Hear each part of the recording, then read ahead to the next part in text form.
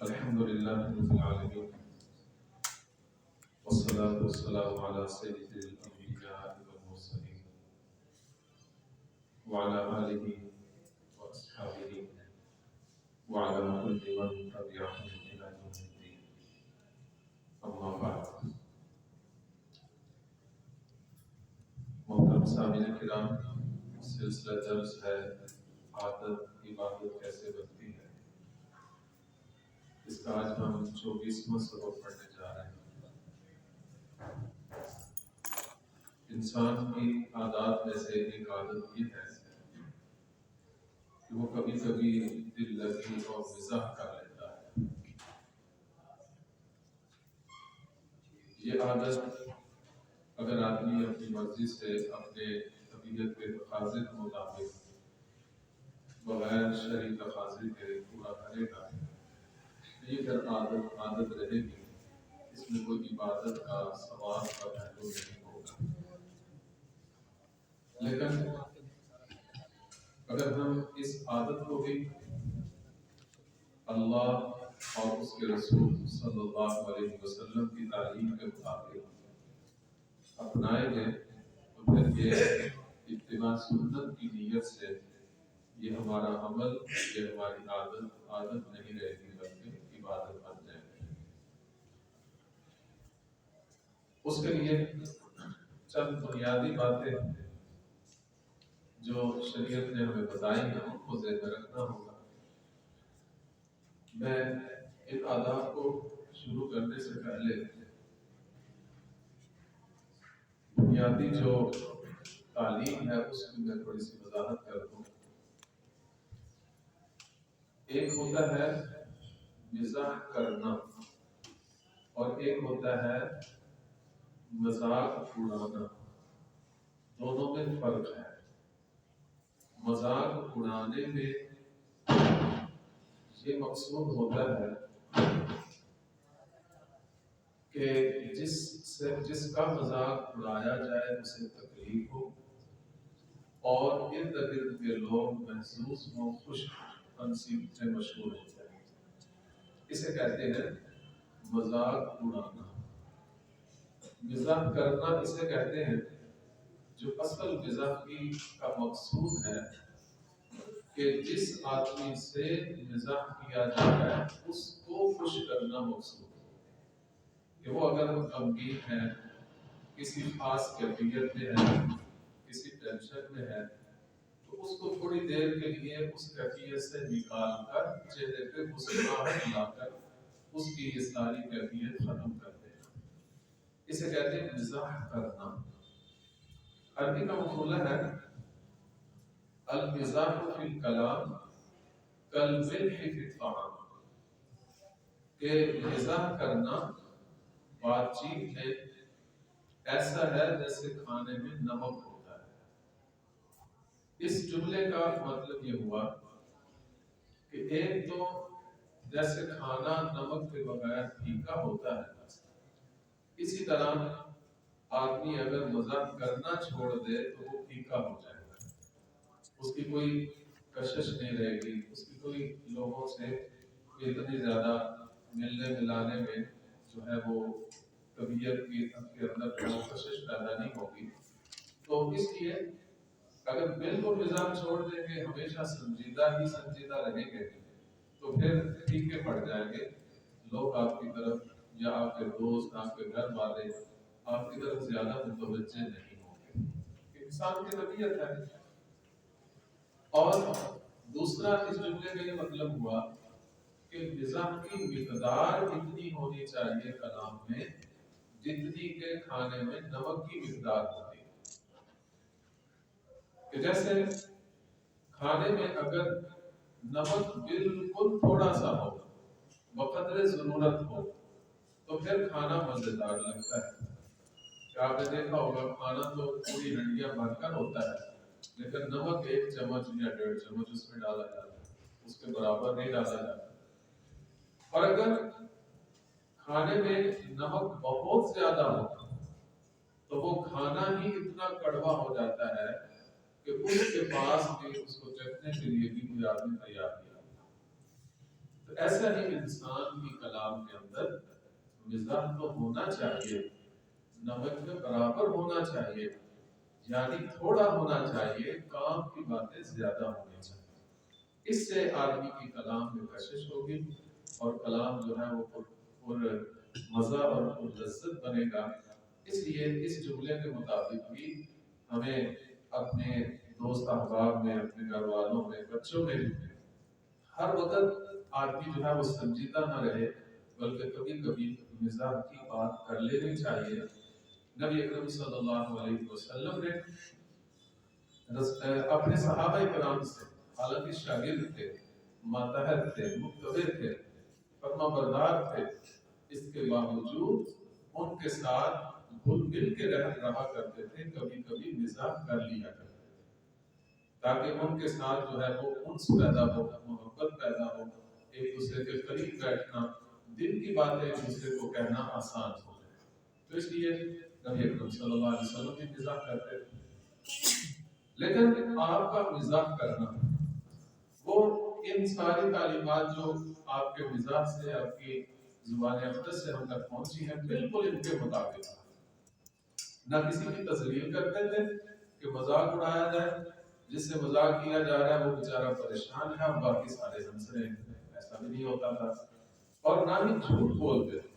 ایک دفعہ ایک صحابی نے عرض کیا، یا رسول اللہ کہ آپ ہم سے مذاق کرتے رہتے ہیں، میں تو آپ کی ہر بات لکھ لیتا ہوں، تو لوگ مجھے منع کرتے ہیں کہ کوئی بات مذاق میں کر دیتے ہیں، کوئی غصے میں کر دیتے ہیں، تو آپ ہر بات نہ لکھا کرو۔ تو کیا یا رسول اللہ میں کیا کروں؟ نبی اکرم صلی اللہ علیہ وسلم نے فرمایا کہ میں قسم اٹھا کر کہتا ہوں اس ذات کے جس کے قبضے میں میری جان ہے، اس زبان سے مزاح کی صورت میں بھی حق ہی نکلتا ہے اور غصے کی جو صورت ہے اس میں بھی حق ہی نکلتا ہے۔ ایسی پابندی رسول اللہ صلی اللہ علیہ وسلم نے کر کے دکھائی۔ تو ان تعلیمات کے مطابق ہمارا مزاح ہونا چاہیے۔ جیسے آپ نے مشہور واقعات سنے ہوں گے، ایک بڑھی آئی، اس کو جنت کی بہت طلب، بہت جو ہے وہ تڑپ رہی تھی کہ مجھے جنت مل جائے، اور بعض اوقات یہ کیفیت بڑی شدت اختیار کر جاتی ہے جس سے آدمی پریشان ہونے کی حد تک پہنچ جاتا ہے۔ آئی یا رسول اللہ میرے لیے دعا کر دیں کہ اللہ مجھے جنت میں داخل فرما دے۔ دعا بھی بہت عالیشان مانگی، مطالبہ بھی کیا، پریشان بھی ہے۔ نبی اکرم صلی اللہ علیہ وسلم نے دیکھا کہ اگر اس کی پریشانی دور نہ کی تو یہ اسی کیفیت میں تکلیف میں رہے گی۔ آپ نے خوش کرنے کے لیے یہ جملہ کہا کہ جاؤ جنت میں کوئی بوڑھی داخل نہیں ہوگی، جنت میں تو صرف جوان عورتوں نے داخل ہونا ہے۔ وہ ایک دفعہ تو بڑی پریشان ہوئی، اب بوڑھی ہو چکی ہوں، جوان کیسے ہوں، کیسے میں جنت میں جاؤں؟ پھر نبی اکرم صلی اللہ علیہ وسلم نے بلایا، فرمایا کہ تمہیں اللہ دوبارہ جوان بنا کر جنت میں داخل کرنا۔ تو وہ جو کیفیت تھی، جو ایک ٹینشن بنی ہوئی تھی، اس سے وہ نکل گئے اور ان کو خوشی حاصل ہوئی کہ میں بھی انشاءاللہ جنت میں داخل ہوں۔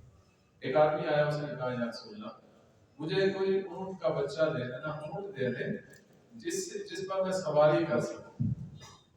تو نبی اکرم صلی اللہ علیہ وسلم نے فرمایا میں تجھے اونٹ کا بچہ دوں گا، جو ہے میں اونٹ نہیں دوں گا بلکہ اونٹنی کا بچہ دوں گا۔ وہ بڑا حیران کہ یا رسول اللہ میں نے سفر کرنا ہے، بچے پہ میں کیسے سوار ہوں گا؟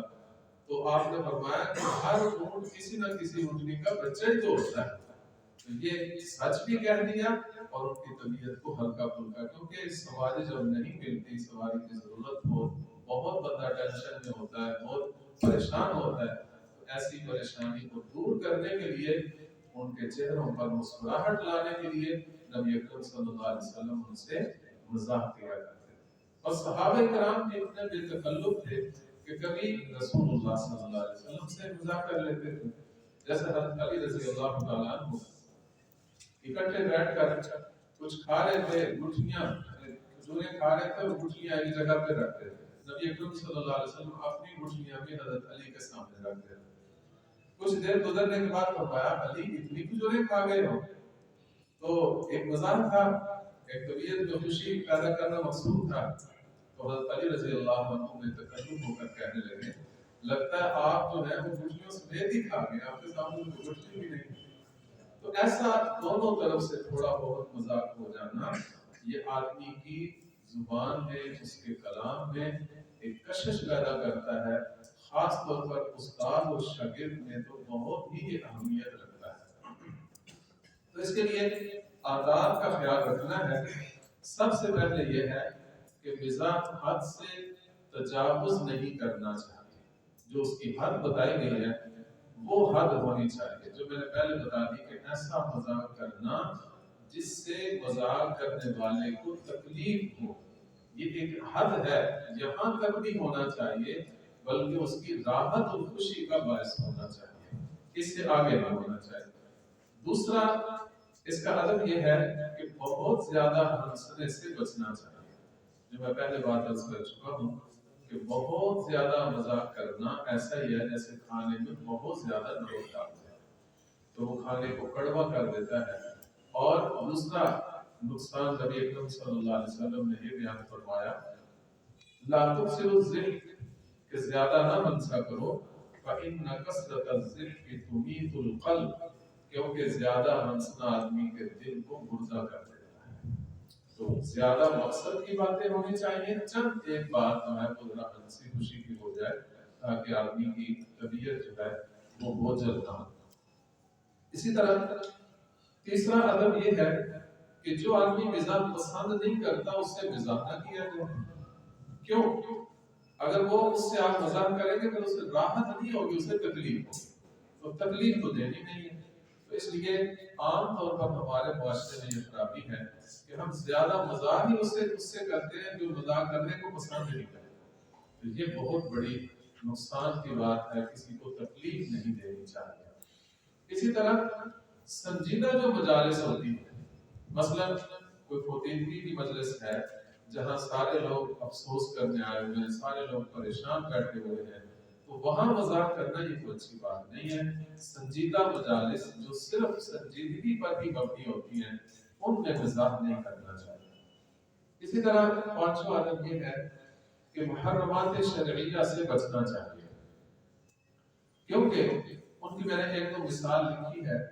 مثلا کسی کا مال چھپا لینا یا کسی سے جھوٹ بولنا یا کسی کی تحقیر اور تذلیل کرنا، یہ شرعی طور پر حرام چیزیں ہیں۔ نبی اکرم صلی اللہ علیہ وسلم نے خاص طور پر ان چیزوں کا نام لے کر فرمایا کہ جو بندہ کسی کا لا يأخذن احدكم متاع اخيه لاعبا ولا جدا، کہ کوئی بندہ تم میں سے اپنے بھائی کا مال نہ مذاق کے طور پر چھپائے اور نہ ہی سنجیدہ ہو کر چھپائے۔ یہ مال چھپانا یہ محرمات شرعیہ میں سے ہے کہ مثلا کوئی آدمی بیٹھا تھا، اس کی چابی پکڑ لی یا اس کے موبائل جو ہے وہ چھپا لیا یا کوئی اور قیمتی چیز چھپا لی اور یہ اس سے اس کو تکلیف ہوگی تو ایسا کرنا منع ہے۔ یا اسی طرح جھوٹ بولنا، جیسے اپریل فول کے موقع پر یکم اپریل کو لوگ جھوٹ بولتے ہیں، تو یہ جھوٹ بولنا یہ بہت سخت گناہ ہے، ایسا گناہ ہے کہ اس پر اللہ تعالیٰ کی لعنت برستی ہے۔ تو اسی طرح تحقیر اور تذلیل کرنا یہ بھی حرام ہے۔ تو کوئی بھی ایسا کام جو حرام ہو وہ مزاح میں شامل نہیں ہونا چاہیے۔ اسی طرح چھٹا ادب یہ ہے کہ جن الفاظ سے، جن اشاروں سے جھگڑا پیدا ہوتا ہے ایسے اشارے یا ایسے الفاظ نہیں بولنے چاہیے۔ اب قدرتی طور پر ایک آدمی کانا ہے، ایک آدمی لنگڑا ہے، تو اس کے لیے وہ لفظ استعمال کرنا اگرچہ ہے حقیقت پر مبنی، لیکن وہ اس کے لیے تکلیف اور جھگڑے کا باعث بنتے ہیں، اس لیے ایسی چیزوں کو نہیں ذکر کرنا چاہیے۔ اسی طرح خوشی کی حالت میں اگر کسی کو دیکھیں، مثلا آپ نے مذاق کیا ہے تو کسی کے چہرے پہ مسکراہٹ آ گئی ہے، یا آپ نے ویسے کسی کو دیکھا ہے کہ وہ بہت خوش ہے اور وہ ہنس رہا ہے، تو اس کے لیے دعا کا یہ جملہ یاد کر دیا جائے، اضحک اللہ سنک، اضحک اللہ سنک، اللہ تیرے دانتوں کو مسکراتا رکھے، یعنی کبھی تجھے غم نہ آئے، کبھی تو پریشان نہ ہو۔ دیکھیے یہ الفاظ، یہ دعائیں مسلمانوں کو سکھائی گئی ہیں تاکہ دوسروں کی راحت کا سبب بنے۔ اللہ تعالیٰ ہمیں اپنی سعادت کو بھی عبادت بنانے کی توفیق عطا فرمائے۔ وآخر دعوانا